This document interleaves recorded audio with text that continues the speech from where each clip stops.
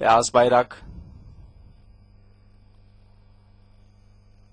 kaldırıldı.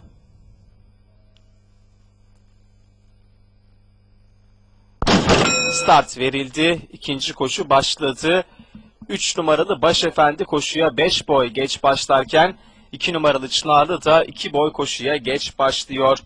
Liderlik mücadelesinde 4 numaralı Altın Bebek liderliği aldı. Farkı da 1 boya çıkartıyor. İkincilikte dış kulvarda 5 numaralı Ziraat takipte.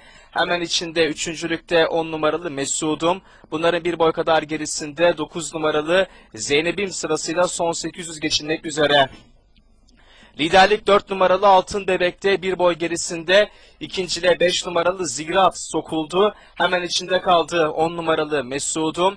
Bunların 1 boy kadar gerisinde dördüncülükte 9 numaralı Zeynep'im. 2 boy kadar gerisinde 8 numaralı Kartekin. Onun da 2,5 boy gerisinde 6 numaralı Demirdelen sırasıyla son 600 geçiliyor. Liderlik 4 numaralı Altın Bebek'te fark 1 boy.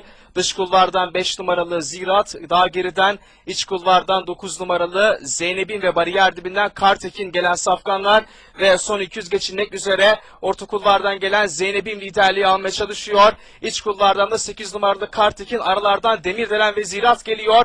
İç kulvardan gelen Kartekin liderliği aldı, son 200 geçirken daha geriden Zeynep'in ve Demirdelen geliyor. Kartekin lider, fark 2 boy. Dışarıdan 6 numaralı Demirdelen geliyor. Dış kulvardan Demirdelen ve Zeynep'in geliyor. Kartekin lider, fark 2,5 boy ve koşuyu 8 numarada Kartekin kazanıyor.